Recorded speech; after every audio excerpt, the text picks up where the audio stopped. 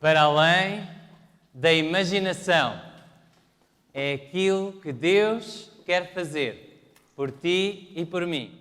E que Deus anseia fazer por cada coração que se entrega sinceramente a Ele.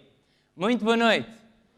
Muito bem-vindos mais uma vez. Estou feliz de estar convosco nesta terceira sessão deste ciclo de conferências para além da imaginação. Estou muito feliz de poder também chegar àqueles que estão em casa através da transmissão online e àqueles que estão a ouvir através da rádio RCS. Tenho recebido algumas mensagens de encorajamento e estou muito grato por essas mensagens. E eu agradeço-vos por estarem aqui, porque hoje vocês vão dar-me a oportunidade de falar do meu tema preferido. Hoje o tema desta noite é o Salvador Prometido. Hoje vamos falar sobre o tema dos temas. Jesus Cristo, o personagem principal da Bíblia. Eu posso dizer que é a pessoa mais fascinante que alguma vez conheci e que ainda estou a conhecer. 5 de agosto de 2010. Eram 14 horas numa mina em San José, no Chile.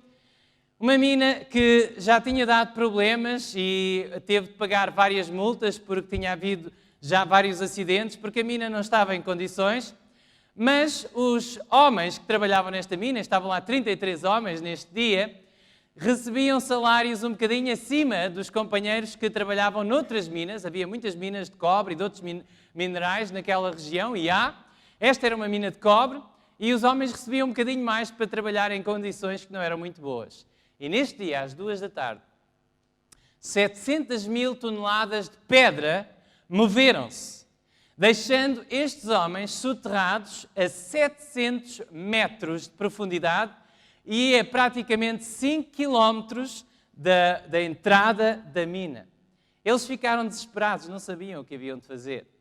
Então, o governo do Chile, muito pressionado pelas famílias destas pessoas, começou a tomar parte nas operações de resgate.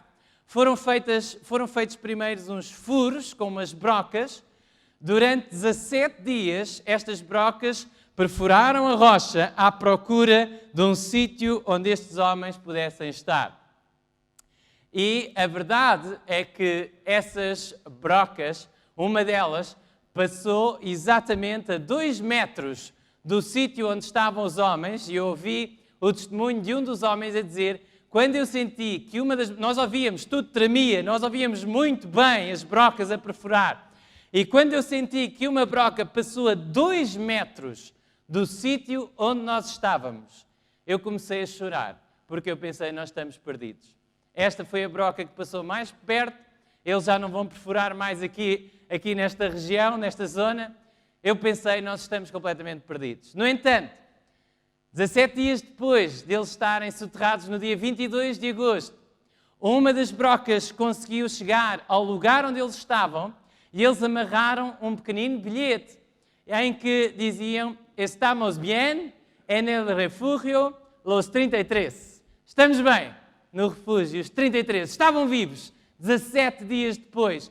Foi uma alegria. As pessoas, eu vi um vídeo no YouTube, as pessoas saltaram de alegria. As pessoas riram, sorriram, cantaram. As famílias fizeram um acampamento à volta do lugar da mina e chamavam-lhe o acampamento da esperança, porque estavam com esperança de ver aqueles queridos que estavam soterrados debaixo daquelas 700 mil toneladas de pedra.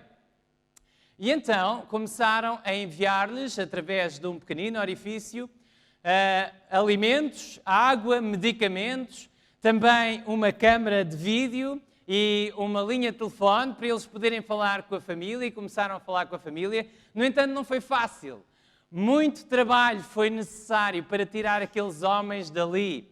E 68 ou 69 dias depois, na realidade, o resgate demorou 2 dias, 13 e 14 de outubro de 2010. Então, um a um, numa cápsula chamada Fênix 2, conseguiram ser extraídos daquele lugar e todos ficaram vivos, todos foram salvos, todos foram 33 sobreviventes.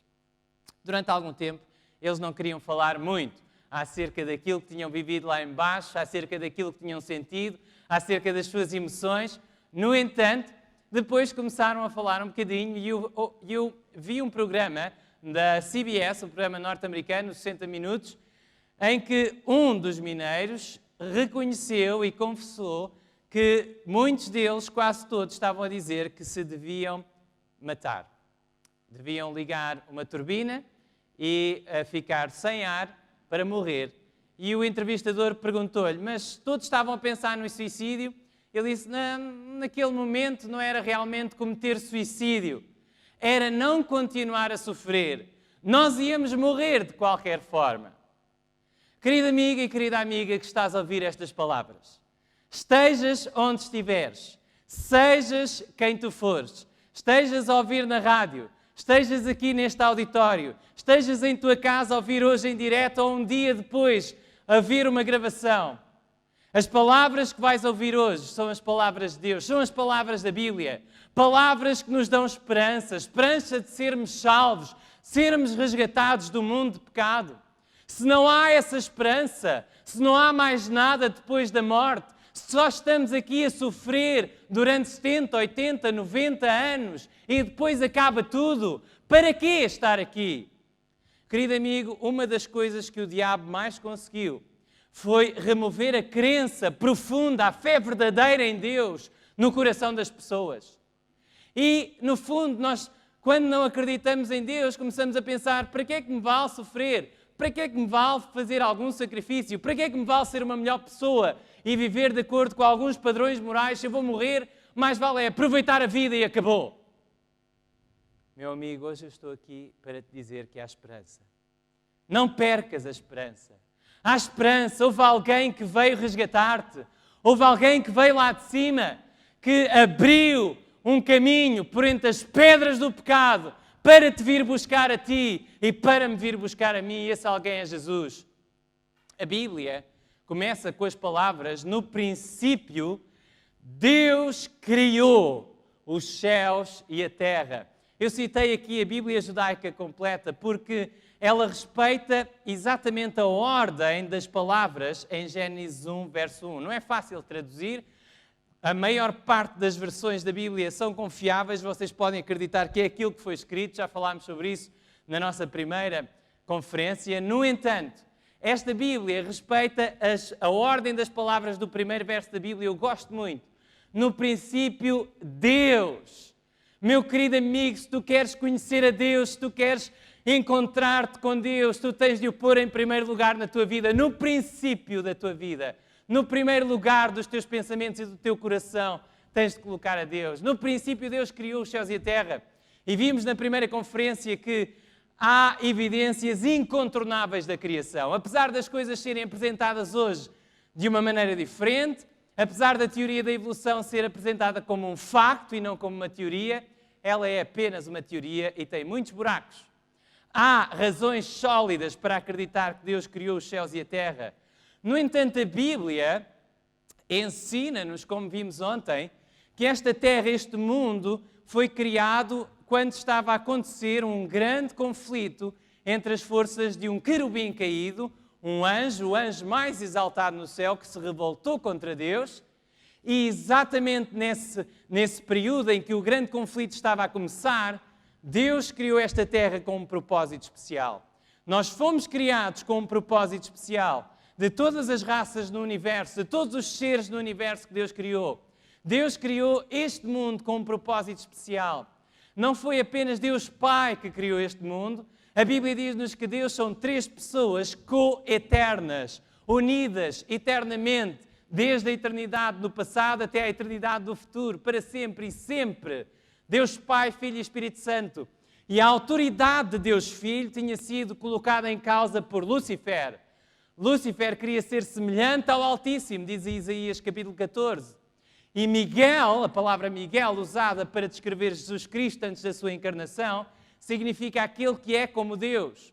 O único que realmente tem o direito à adoração dos anjos e dos homens, porque é Deus como o Pai, é Deus e como o Espírito Santo. E esse Lúcifer, esse anjo caído, ao disputar a autoridade de Jesus, ao colocá-la em causa, teve como resposta da parte de Deus a manifestação do poder criador de Cristo nesta terra. Reparem o que a Bíblia diz. Pela fé entendemos que os mundos, pela palavra de Deus, foram criados. De maneira que aquilo que se vê não foi feito do que é aparente, escreveu o autor da Epístola aos Hebreus, no capítulo 11, verso 3.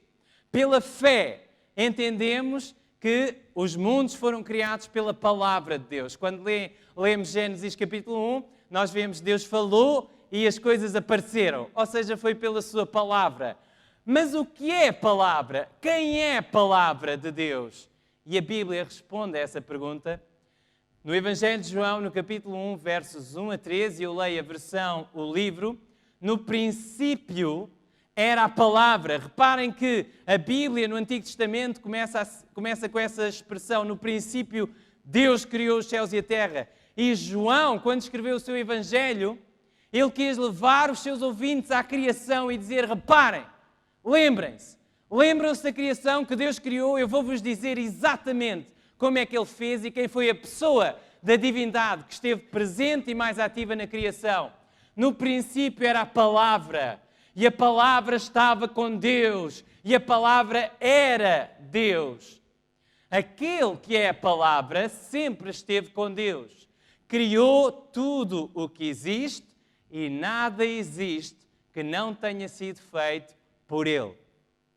A palavra não era apenas a palavra era uma pessoa eterna. A palavra era o Filho eterno de Deus. A palavra era o pensamento de Deus tornado expresso, tornado audível, tornado visível na pessoa do seu Filho Jesus Cristo. E agora reparem, diz-nos o verso 14 do mesmo capítulo, 1 de João, a palavra, o logos em grego, pode ser traduzido por verbo, mas também por palavra, a palavra tornou-se homem e viveu aqui na terra entre nós, cheio de amor e perdão, cheio de verdade. E vimos a sua glória, a glória do Filho único do Pai. Meu querido amigo, tu podes ter algumas dúvidas no coração.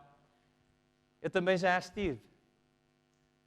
Mas a verdade é que este homem, que era mais do que um homem, a palavra de Deus tornada carne, falou de uma maneira que nunca ninguém falou. Nunca ninguém dividiu a história. Nunca ninguém transmitiu ensinos tão poderosos e tão profundos que afetaram, que transformaram, que curaram, que salvaram milhões e milhões de pessoas, como este homem, Jesus Cristo.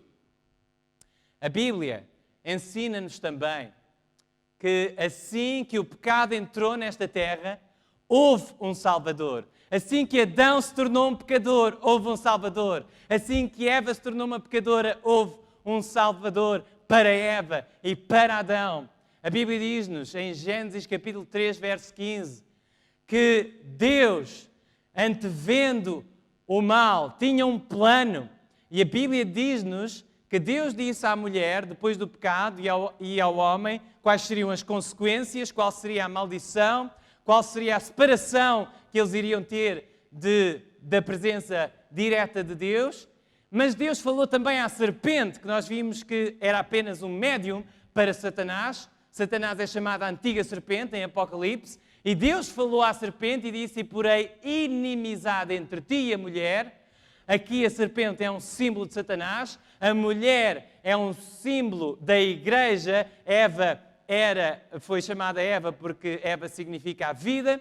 E a vida vem através de Jesus Cristo. E vem através da igreja, porque Jesus é o descendente da mulher, o descendente do povo de Deus. Reparem, entre ti e a mulher, entre a tua semente, ou seja, a descendência de Satanás, os que seguem Satanás, e a sua semente.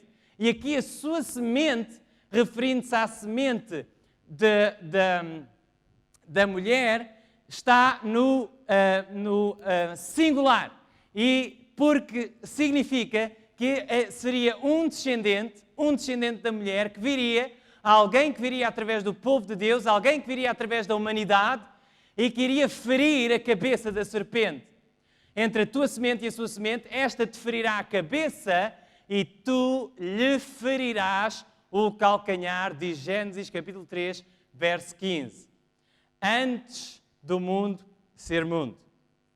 A Bíblia diz-nos em Hebreus que Jesus colocou-se à disposição do Pai e disse: se esta raça que eu vou criar, que nós vamos criar, cair presa dos enganos de Satanás, se eles aceitarem a rebelião de Lúcifer, uma vez que eles são uma raça nova, uma vez que eles não tiveram a oportunidade de conhecer como Lúcifer e os anjos que se uniram a ele, toda a glória e todo o amor e toda a bondade e toda a luz de Deus, eu estou disposto a ir lá abaixo, mostrar-lhes isso e morrer no seu lugar.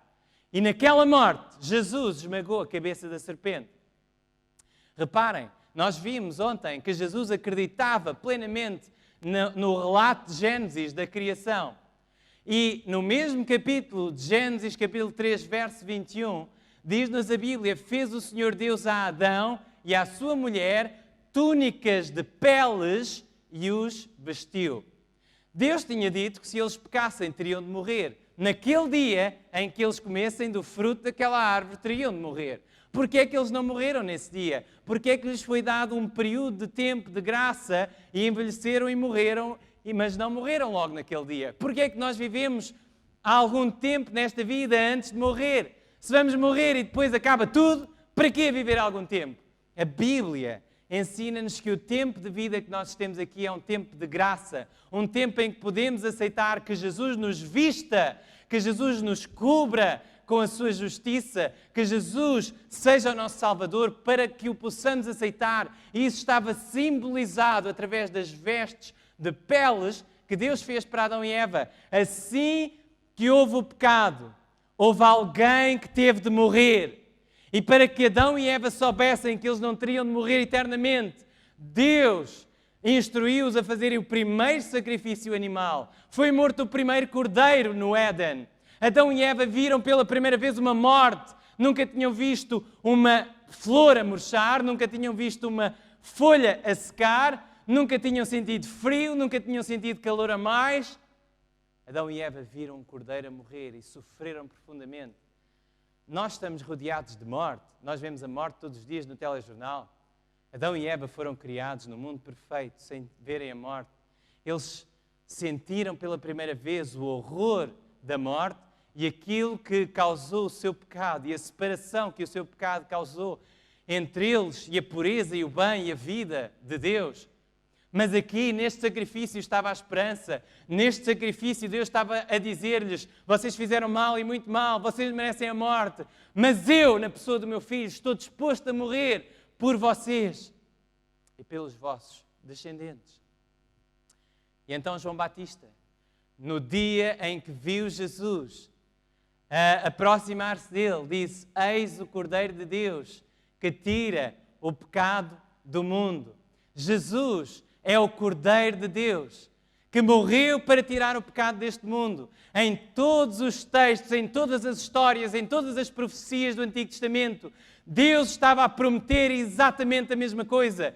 Há um Salvador, há uma esperança, há alguém que te vai buscar desse mundo triste e escuro de pecado, desse mundo de dor. Eu não quero que tu fiques aí para sempre. Eu quero que tu agarres essa esperança para poderes viver eternamente.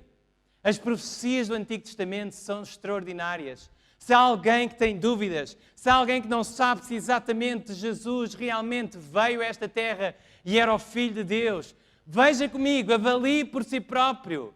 Estas são as palavras do Antigo Testamento.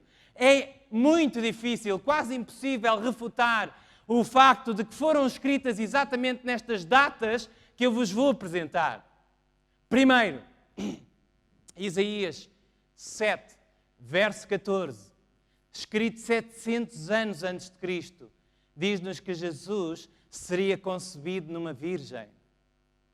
Há muitas pessoas que dizem: bom, é verdade, Jesus era um grande homem, um grande filósofo, era um homem excelente, um grande professor moral, sim, ele foi um dos maiores homens da humanidade. Agora, isso ele de lá ter nascido numa mulher que... Não, isso eu não posso acreditar. Meu amigo, a Bíblia ensina-nos que Jesus, numa certa forma, era exatamente igual a nós. Ele era um homem como nós, tinha células como nós, tinha cabelo como nós. Era um homem de carne e osso e de sangue, diz a palavra de Deus. No entanto, por outra parte, era muito, muito diferente de nós. Os evangelistas, Mateus, por exemplo, se vocês abrirem a vossa Bíblia no Novo Testamento e começarem a ler Mateus, vocês vão ver que a sua grande preocupação, a preocupação de Mateus, que escreveu o Evangelho sobretudo para os judeus, era mostrar que as profecias do Antigo Testamento se cumpriram na vida de Jesus. Agora, a profecia maior acerca do nascimento de Jesus era, o segundo ponto que vos mostro hoje, que ele seria descendente da tribo de Judá. Escreveu Moisés, 1500 anos antes de Cristo, embora estas palavras tivessem sido ditas muito antes ainda pelo patriarca Jacó, acerca do seu filho Judá. Diz-nos, o cetro não se apartará de Judá até que venha Shiló, o dador de paz, e a ele se congregarão os povos. Agora reparem, Mateus como um judeu, Mateus como discípulo de Jesus, Mateus a querer convencer os judeus, e os judeus eram muito céticos. Isto de dizer que Jesus tinha nascido sem ser exatamente através da união entre um homem e uma mulher, não seria fácil. Ele poderia ter começado a escrever o seu Evangelho e ter dito, como disse, para todas as outras pessoas da genealogia de Jesus, Arão gerou Aminadab, Aminadab gerou Naasson, Naasson gerou Salmão. Estava a falar da genealogia de Jesus. Mas chega a José e diz, José é da tribo de Judá, está aqui, aconteceu, é mesmo como a profecia diz, o Messias vem da tribo de Judá. Mas querem ver o que ele diz? Diz assim, Jacó gerou José, marido de Maria, da qual nasceu Jesus, que se chama o Cristo. Repararam a diferença? Não diz que José gerou Jesus. Ele podia ter dito, se ele quisesse apenas convencer as pessoas, se ele não tivesse a dizer a verdade, ele teria dito, olha, José gerou Jesus. E José era da tribo de Judá. Mas ele disse a verdade. E ele sabia que Jesus tinha sido concebido no ventre de Maria pelo Espírito Santo. Tal como a profecia dizia 700 anos antes. Terceiro, nasceria em Belém da Judeia. Diz-nos Miqueias, capítulo 5, verso 2. Também escrito 700 anos antes de Cristo. José e Maria responderam a um chamado do César Augusto para que se recenseassem cada homem na sua terra natal. José fez uma viagem de 160 quilómetros. Maria, grávida de 9 meses, fez essa viagem montada num jumento para que a profecia se cumprisse e Jesus nascesse em Belém da Judeia. 700 anos antes de Cristo, a Bíblia diz-nos em Isaías 53, uma das profecias messiânicas mais extraordinárias, que ele cresceria numa terra seca. Ele nasceu em Belém, mas ele cresceu em Nazaré. Meu querido amigo, Jesus compreende tudo o que nós passamos. Nasceste numa família pobre, Jesus sabe isso. Tu nasceste num lugar difícil, Jesus compreende isso. Natanael, um dos seus primeiros discípulos, quando ouviu dizer que o Messias vinha de Nazaré, ele perguntou o quê? Pode vir alguma coisa boa de Nazaré? Que aquela cidade era um antro de podridão. Como é que poderia vir alguma coisa boa dali? Mas a profecia dizia que ele cresceria numa terra seca e mesmo assim era e é o Filho de Deus. 5, seria batizado no outono do ano 27 e morreria na primavera do ano 31. Diz-nos a profecia de Daniel, capítulo 9, escrita 600 anos antes de Cristo. Como é que um homem judeu, cativo em Babilónia, um escravo do rei Nabucodonosor, poderia saber com 600 anos de antecedência qual seria exatamente a data do batismo, da unção de Jesus Cristo pelo Espírito Santo no seu batismo e da sua morte 3 anos e meio depois? Estudem a profecia das 70 semanas, é fascinante. 6 seria pobre e entraria em Jerusalém montado num jumento, diz Zacarias capítulo 9, verso 9, escrito 500 anos antes de Cristo. 7 seria um profeta como Moisés, disse Moisés em Deuteronômio 18, verso 15, escrito 1500 anos antes. Moisés, reparem como é maravilhoso, Moisés foi o homem que libertou o povo de Deus, o povo de Israel, da escravidão do Egito. Jesus seria um homem escolhido por Deus, e mais do que isso, um homem que era Deus, que libertaria o seu povo, ou seja, aqueles que acreditam nele, da escravidão do pecado e do mal e de Satanás e da morte.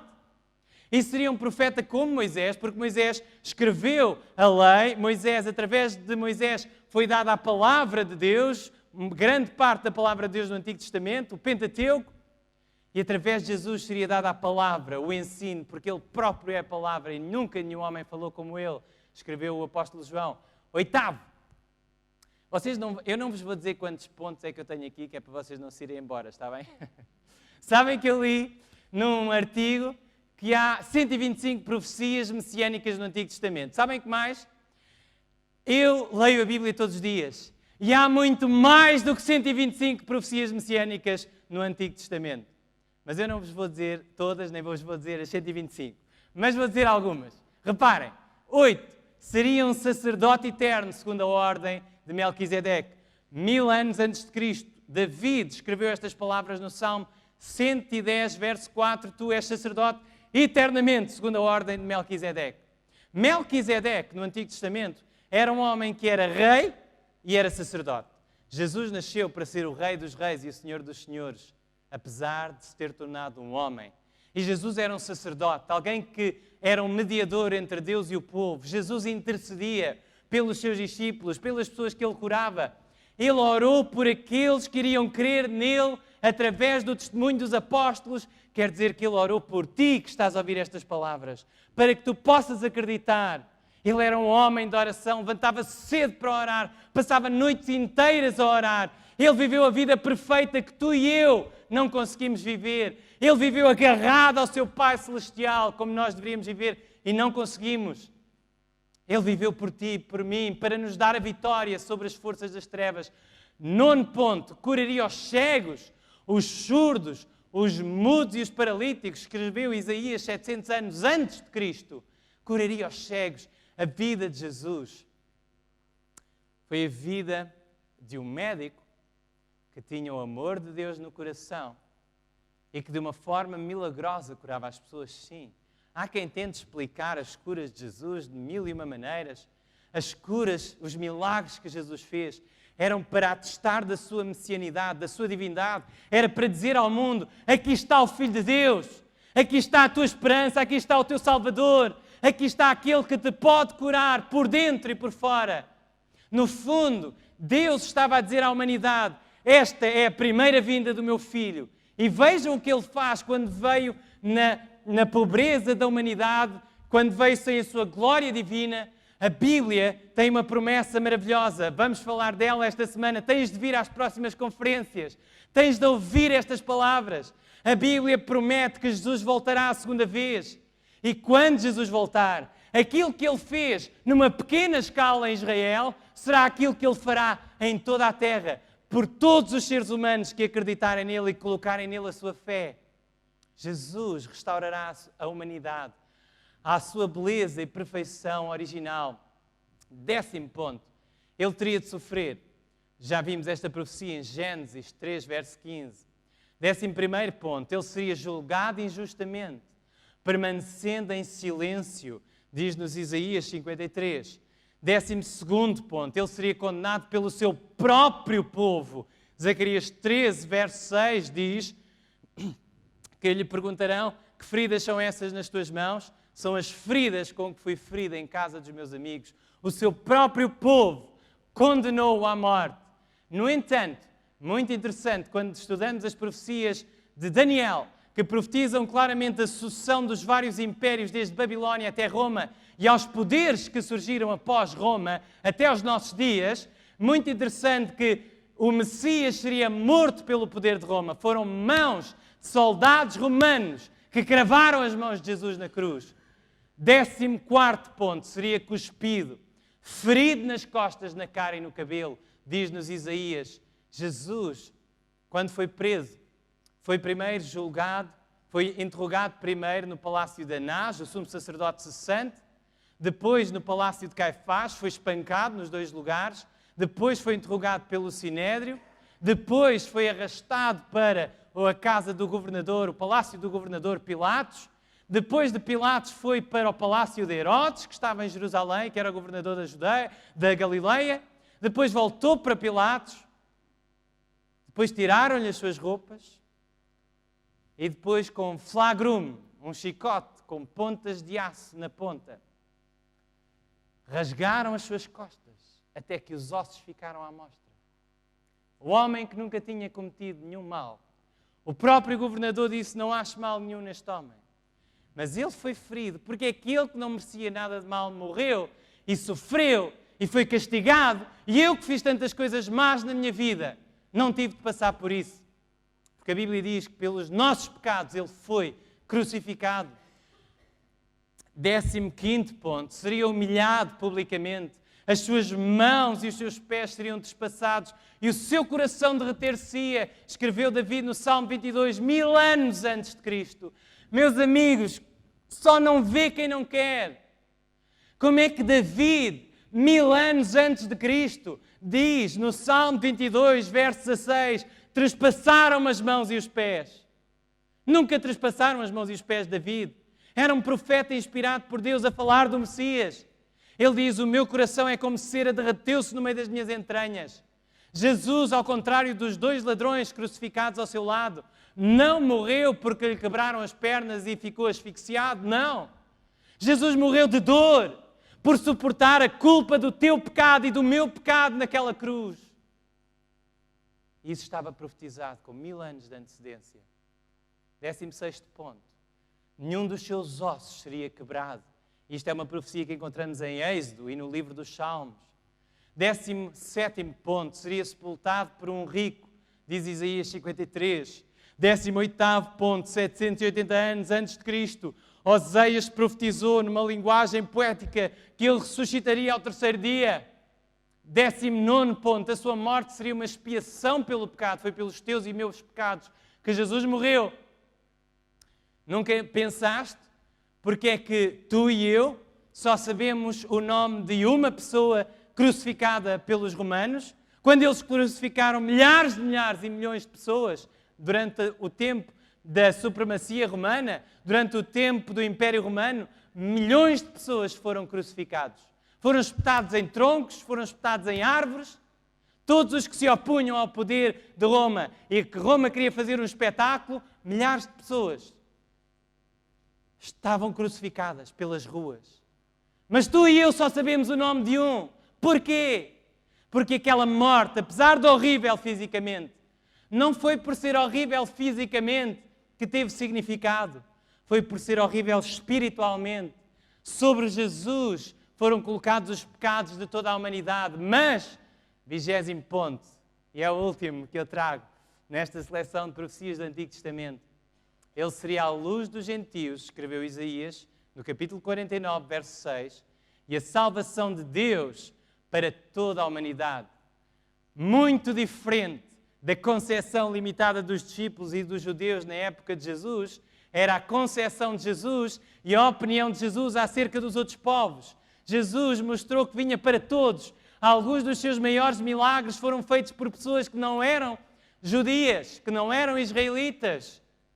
Porque ele queria mostrar que apesar de nascer judeu, apesar de ter nascido num pequenino país, apesar de nunca se ter ausentado para mais de 300 quilómetros do sítio onde nasceu, apesar de Jesus nunca ter tido um doutoramento, não ter tido estudos, ele era o homem que viria mudar a humanidade para sempre. E mudou. E pode mudar a tua humanidade e a minha humanidade. Amém? Reparem, Jesus fez declarações que mais ninguém fez. Na noite em que foi traído, na última noite que passou com os seus discípulos antes da sua morte, Jesus disse a Filipe, João capítulo 14, verso 6, disse a Tomé, João capítulo 14, verso 6, disse-lhe Jesus, eu sou o caminho, a verdade e a vida. Ninguém vem ao Pai senão por mim. Todas as pessoas que um dia estiverem no céu, mesmo aquelas que não tiverem tido a oportunidade de ouvir falar sobre Jesus, vão estar lá um dia porque Jesus morreu por elas, pois Ele morreu por toda a humanidade.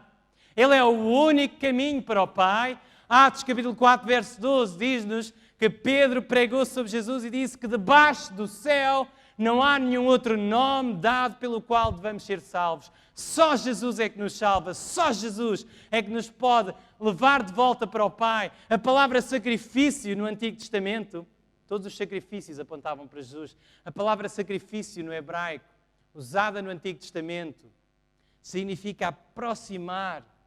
No próprio capítulo em que a Bíblia mostra quais são os 10 mandamentos, Êxodo 20.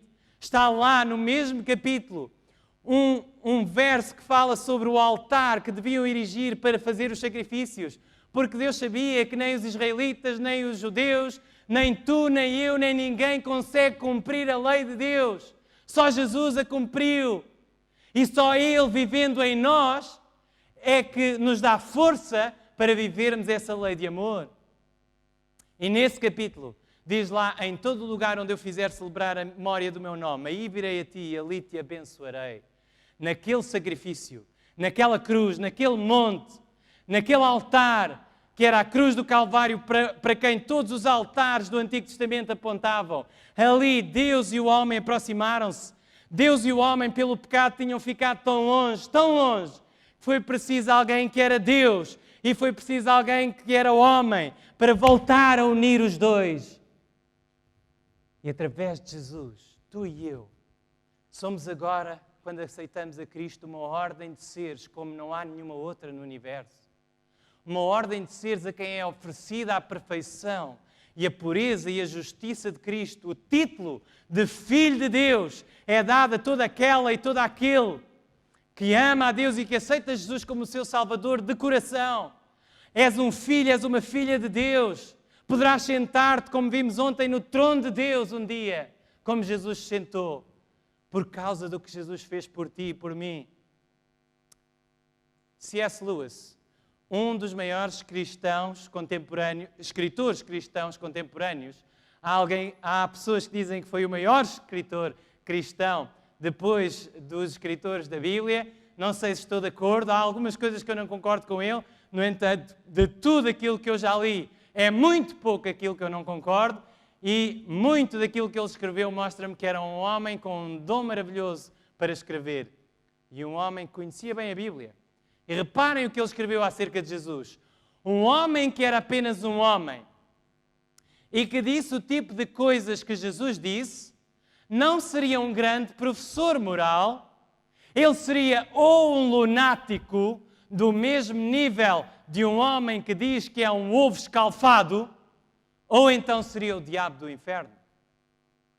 Meu querido amigo, Jesus disse antes que Abraão nascesse, eu sou. Jesus disse que ele era o eu sou, o Deus Todo-Poderoso do Antigo Testamento. Ou acreditamos em Jesus como alguém que é o Filho de Deus, ou então acreditamos que ele é um louco. Não podemos acreditar que era apenas um bom homem que influenciou a humanidade com os seus ensinos, de maneira nenhuma. Isso não é coerente com as melhores fontes históricas que há acerca de Jesus, são os Evangelhos, ponto final. Reparem o que diz. Tu deves fazer a tua escolha. Ou este homem era e é o Filho de Deus, ou então um louco, ou algo pior. Podes calá-lo como a um doido, podes cuspir nele e matá-lo como a um demónio, ou podes cair a seus pés e chamá-lo Senhor e Deus.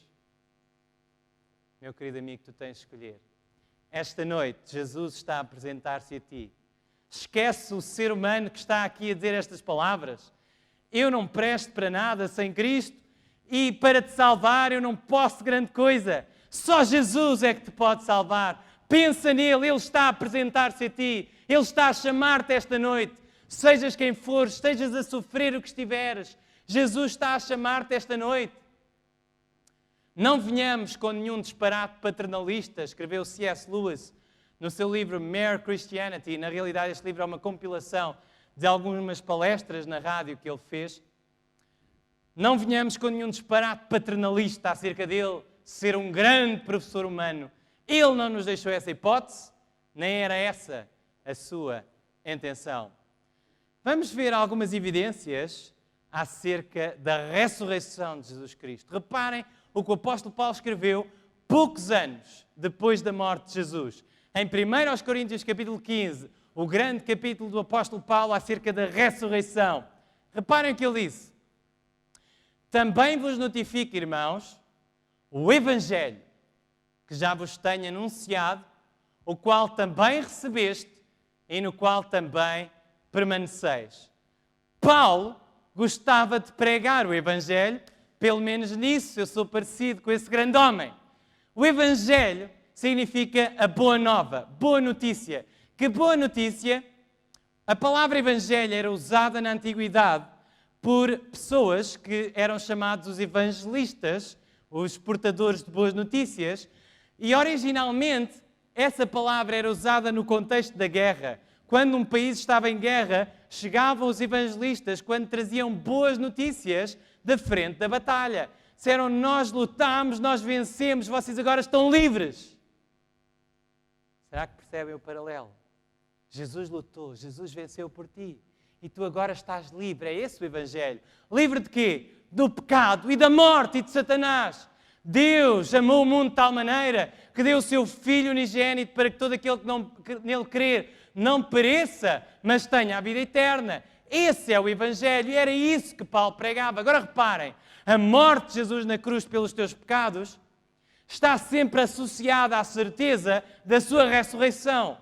É a sua ressurreição que mostra que ele realmente era o Filho de Deus, que não merecia morrer e que venceu a morte por ti. O apóstolo Paulo continua e no verso 2 de 1 Coríntios 15 ele diz, pelo qual também sois salvos, se o retiverdes o Evangelho, tal como vos tenho anunciado, se não é que crestes em vão. Porque, primeiramente, vos entreguei o que também recebi. O apóstolo Paulo tinha recebido não só a visão em que Jesus o chamou, mas o apóstolo Paulo tinha recebido dos próprios apóstolos, dos primeiros discípulos de Jesus. O apóstolo Paulo falou com Pedro, o apóstolo Paulo falou com Tiago, o apóstolo Paulo falou com aqueles que tinham sido os discípulos de Jesus e ele recebeu este Evangelho. Que Cristo morreu pelos nossos pecados, segundo as Escrituras, verso 4, e que foi sepultado e que ressuscitou ao terceiro dia, segundo as Escrituras. Já vimos essa profecia de Oseias. Verso 5. E que foi visto por Cefas, Pedro, aquele que tinha negado a Jesus, antes de aparecer aos outros apóstolos. Jesus apareceu-lhe a ele para lhe dizer que lhe o perdoava. Maravilhoso Jesus. E depois pelos 12. Claro que aqui 12 é um título que o apóstolo Paulo está a falar. Eram 11 naquela altura, mas ele usa 12 porque era o título dos primeiros seguidores de Jesus. Depois foi visto uma vez por mais de 500 irmãos, dos quais vive ainda a maior parte, mas alguns já dormem também. Verso 6. Paulo estava a dizer, poucos anos depois da morte de Jesus, aos crentes que habitavam na cidade de Corinto, se vocês quiserem confirmar, a maior parte das 500 pessoas que o viram no Monte da Galileia ainda está viva, podem confirmar. Porquê é que ele iria escrever isso? Se não fosse verdade. Porquê é que o evangelista Lucas escreveu que foi Simão de Cirene, pai de Alexandre e Rufo? Ou seja, se quiserem confirmar, há testemunhas que carregou a cruz de Jesus após Jesus, quando Jesus não conseguia. Maravilhoso Evangelho, maravilhosa Bíblia, dos quais ainda a maior parte está vivo, mas alguns já dormem também. Verso 7. Depois foi visto por Tiago, depois por todos os apóstolos, e por derradeiro de todos me apareceu também a mim, como um abortivo, ou literalmente como alguém nascido fora do tempo. As evidências. Nunca tive uma visão de Jesus, não uma visão de um sonho ou qualquer coisa assim. Eu acredito que tenho uma visão de Cristo baseada na Bíblia, na Palavra de Deus. No entanto, há evidências claras, evidências fortes, evidências inegáveis, incontornáveis, que este homem era mais do que um homem, ressuscitou. Reparem, primeiro, o selo romano que foi posto no seu sepulcro foi rompido. Meus queridos amigos, um selo romano com imensos homens, soldados romanos à volta daquele sepulcro. Não podia ser rompido facilmente. Os selos romanos não eram rompidos facilmente, meus amigos. Um selo romano do governador Pilatos no sepulcro foi rompido.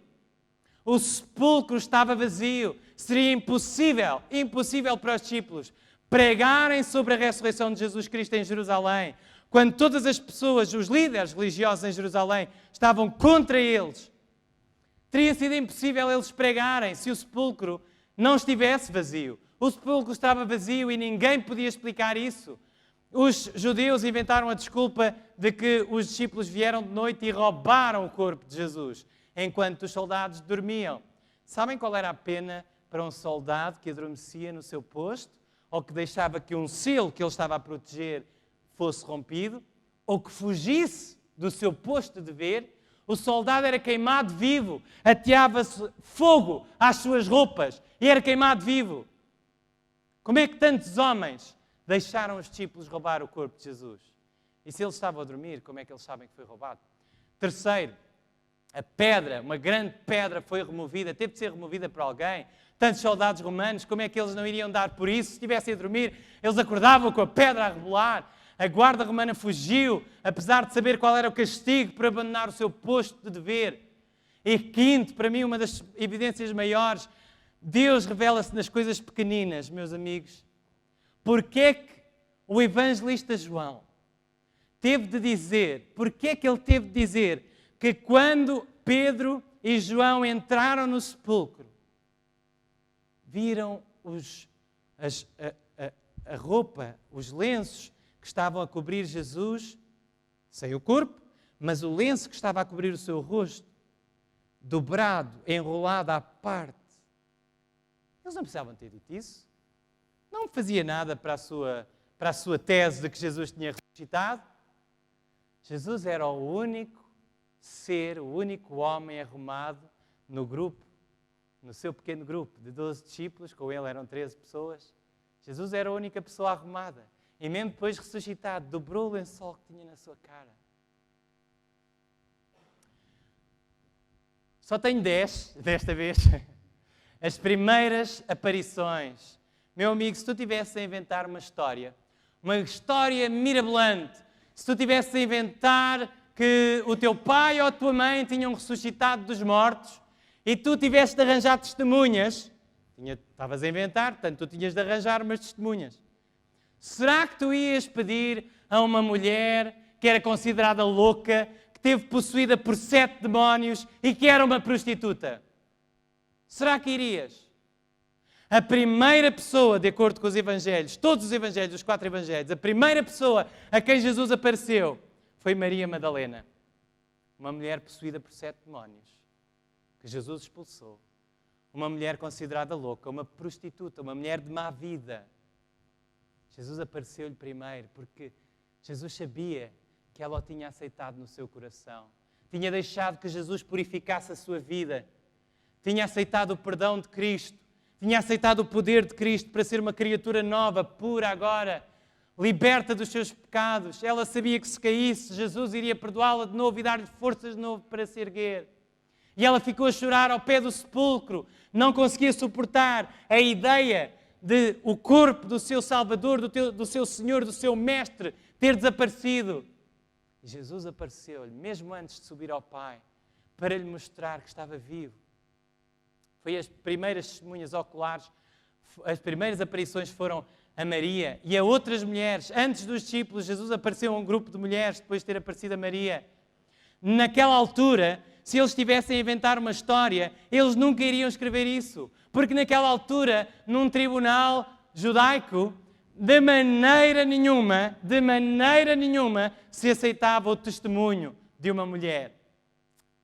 Mas Jesus veio mostrar que as mulheres são tão importantes para ele como os homens. Naquela altura, não se pensava assim. E continuamos. E a Bíblia diz-nos, que em Mateus capítulo 11, verso 28, existem muitas outras evidências, poderia falar das outras todas, mas para mim a maior evidência é esta. A Bíblia diz, provai e vede, o Senhor é bom. Jesus disse, vinde a mim, todos os que estáis cansados e oprimidos, e eu vos aliviarei. Hoje tu tens essa oportunidade. Hoje tu podes vir ter com Jesus, com uma fé simples. Se estás cansado, se estás oprimido pela tua vida. Se foste traído por alguém, Jesus foi traído, Jesus sabe o que tu estás a sofrer. Se alguém que tu amavas te desiludiu, Jesus sabe qual é essa dor. Se alguma vez alguém te cuspiu na cara, uma vez uma senhora desabafou comigo e disse-me que a sua mãe cuspiu-a na cara, de alto a baixo. Jesus foi cuspido pelas próprias pessoas que Ele veio salvar. Se alguém alguma vez te bateu, Jesus sabe o que é essa dor. Não só a dor física da violência, mas a dor emocional de uma pessoa que tu amas, que te bate. Se tu te sentes culpado porque sentes que fizeste coisas horríveis e que não mereces a graça de Deus e o perdão de Deus, é verdade que Jesus nunca fez nada de errado. Mas Jesus compreende a tua dor, porque Jesus, por amor a ti, por amor a cada um de nós, suportou a culpa do pecado do mundo inteiro e morreu com essa culpa no coração, naquela cruz. Tudo o que tu estás a passar, se passas fome, Jesus passou fome. Se passas frio, Jesus passou frio. Se estás cansado, Jesus suportou o cansaço. E Jesus venceu para te dar essa vitória. Tomai sobre vós o meu jugo, ou seja, coloquem-se ao meu serviço e aprendam de mim que sou manso e humilde de coração e encontrareis descanso para as vossas almas. Diz Mateus capítulo 11, versos 28 e 29. E o verso 30 diz: porque o meu jugo é suave e o meu fardo é leve. Hoje Jesus está a convidar-te. Hoje Jesus está a chamar-te. Hoje Ele quer dar-te algo que tu nunca imaginaste ser possível. A paz com Deus e a certeza de que Deus te ama e que tu és um filho, tu és uma filha de Deus. Ao ouvirmos a música que vamos ouvir agora, eu quero convidar-te a refletires nestas palavras. Estas palavras escritas por uma jovem que com 16 anos teve um sonho e viu Jesus. 16 anos, ela vivia atemorizada porque tinha ouvido dizer que as pessoas ardiam no inferno se portassem mal e ela sentia-se muito pecadora. Com 9 anos, ela recebeu uma pedrada no seu nariz, a sua cara ficou desfigurada, viveu até aos 16 anos muito doente, aliás, até aos 17 anos muito doente. Mas com 16 anos, ela finalmente teve um sonho. Ela viu uma cara bondosa. Ela viu alguém que transmitia tanto amor, tanto carinho, tanta compaixão. E ela percebeu que era Jesus. E a partir dali o seu coração foi tocado e a sua vida foi mudada. Hoje eu gostaria de te convidar. Pensa em Jesus. Pensa no seu amor, nos seus braços abertos, feridos por ti, mas abertos para ti. Pensa que Jesus te quer abraçar. Ela escreveu mais tarde, muito mais tarde. Ela disse, no momento em que tu te entregas completamente a Ele, numa fé simples, na fé de uma criança, Jesus aceita-te e envolve-te nos seus braços de amor. Ele segura-te mais firmemente do que tu podes agarrar. Amém.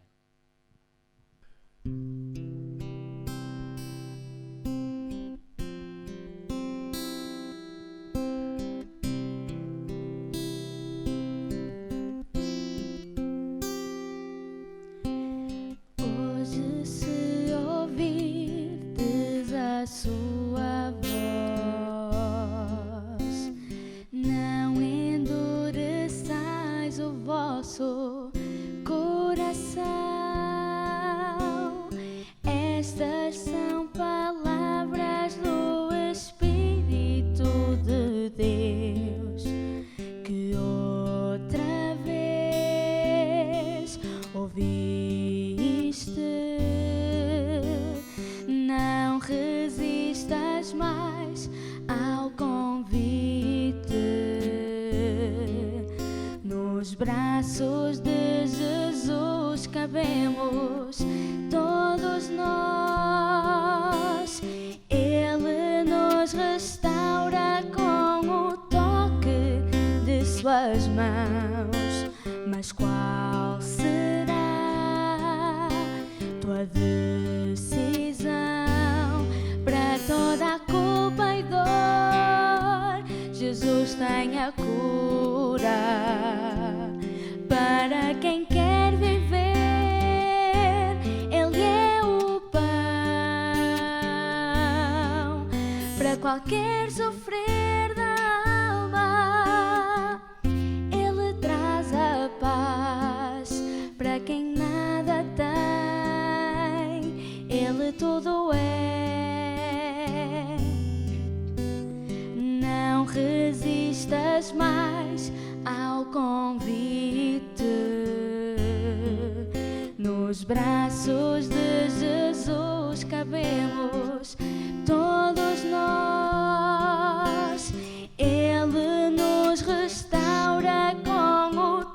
toque de suas mãos.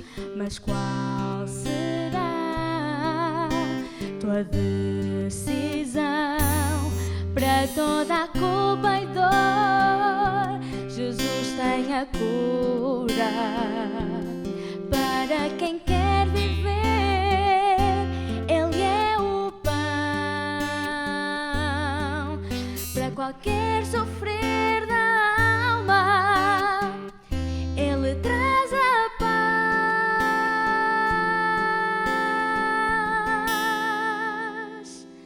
Para quem nada tem, Jesus Cristo é tudo.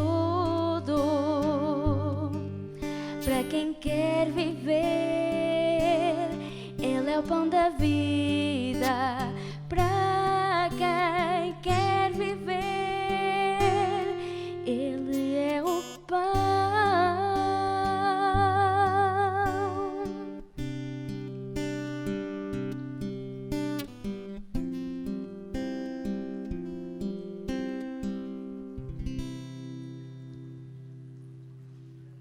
Amém.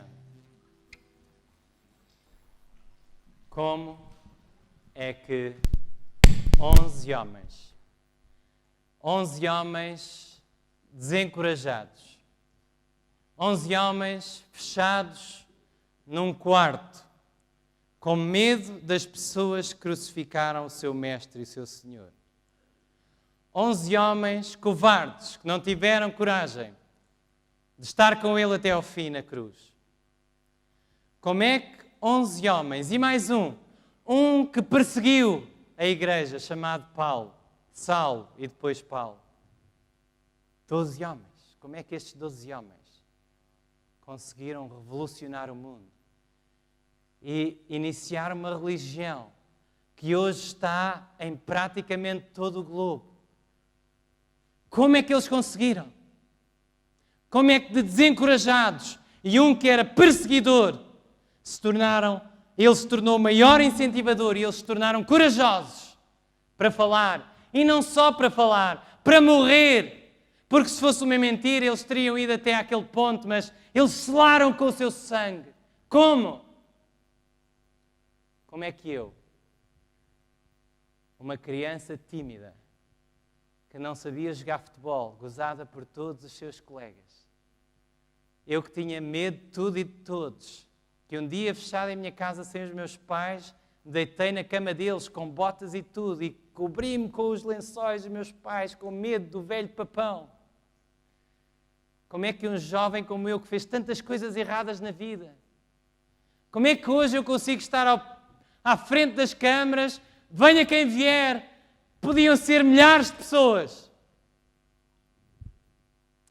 Nós fomos abraçados. Nós fomos abraçados. E se há alguém que está a ouvir estas palavras e que conhece Jesus, verdadeiramente sabe o que é esse abraço. Mas se há alguém hoje neste auditório, ou em casa, a assistir através da internet, ou a ouvir através da rádio, se há alguém que nunca sentiu esse abraço, que nunca confiou, que nunca colocou a sua fé em Jesus, esta é a tua oportunidade. Eu hoje vou ajoelhar-me neste lugar onde eu estou. E eu quero convidar aquelas pessoas que neste auditório desejam colocar a sua fé, a sua confiança em Jesus, que desejam colocar o seu coração nas mãos de Jesus. Eu vou convidar-vos a se ajoelharem comigo. Se alguém não se puder ajoelhar, permaneça em pé ou sentado, mas no seu coração, ajoelhe-se diante de Deus. Se alguém vai a conduzir na estrada e ouvir estas palavras, no teu coração, entrega o teu coração a Deus.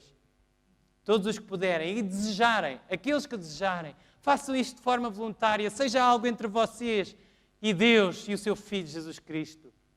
Ajoelhem-se comigo, ou ajoelhem-se no coração e entreguem esse coração nas mãos de Jesus.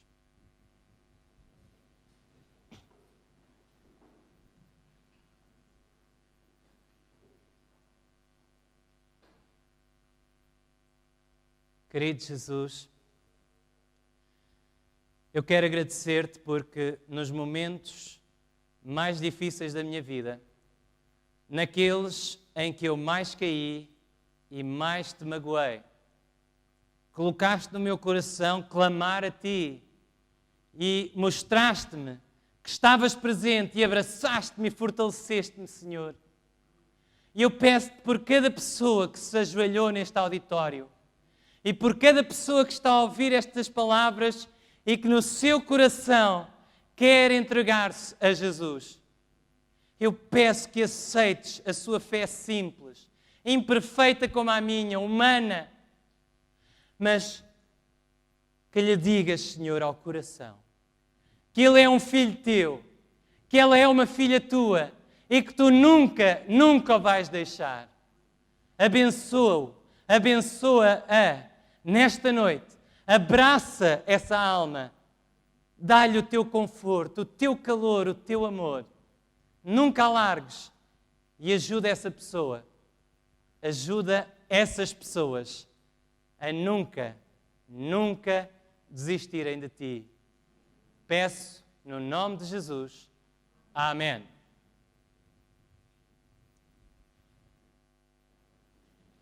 Meus queridos e queridas, deixo-vos nos braços de Jesus e amanhã, nesse abraço, estaremos de novo juntos, se Deus quiser.